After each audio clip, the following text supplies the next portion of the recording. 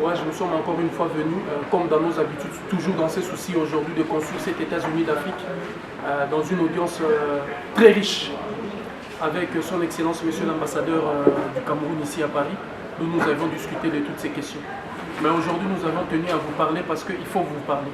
Il faut vous parler parce que la libération de notre chère et mère patrie l'Afrique sera l'affaire de tout un peuple et non d'une personne. Nous avions perdu le camarade Thomas Sankara, nous avions perdu Koumoubé, nous avions perdu Félix Mounier, nous avons perdu Patrice Lumumba. Et aujourd'hui, il faudrait que la masse de notre peuple se mobilise pour cette question de l'indépendance. L'indépendance monétaire, l'indépendance politique, l'indépendance économique, l'indépendance militaire et la souveraineté véritable de notre chère et mère patrie l'Afrique ne sera possible que lorsque le peuple africain sera dans la capacité, tous ensemble, de crier d'une seule voix et de porter haut et fort nos aspirations. Donc les 17 décembre et les 18 sera une belle occasion de manifester notre mécontentement et de manifester notre appui et soutien à tous ces dirigeants africains qui veulent nous sortir de cette insulte monétaire et économique de notre temps, à savoir le franc CFA. Mais ce sera aussi une occasion pour nous, la jeunesse africaine, de pouvoir mettre fin à cette domination.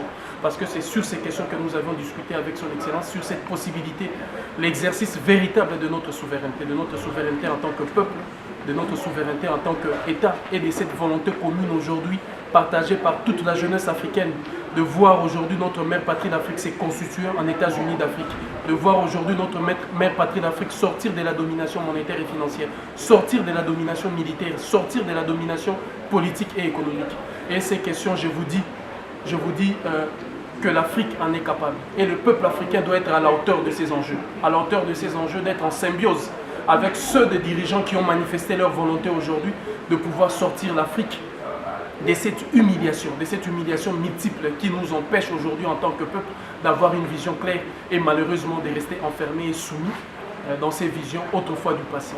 Donc, unité, dignité, courage, la volonté commune du peuple africain aujourd'hui de s'allier autour de ces questions et de ces enjeux fondamentaux. Nous avons eu cet entretien avec son Excellence, Monsieur l'ambassadeur, plus qu'enrichissant et plus que motivant, dans cette volonté que nous avions engagée ensemble avec vous de libérer notre mère patrie d'Afrique, de libérer notre peuple de ces jougs de multiples dominations multidimensionnelles et multisectorielles.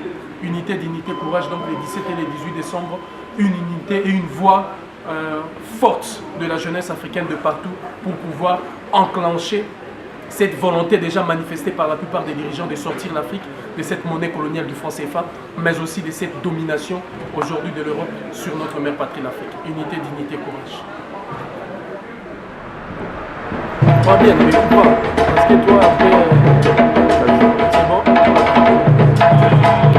Donc encore une fois, nos salutations, parce que cette affaire du franc CFA est une question très complexe. C'est une question très complexe, mais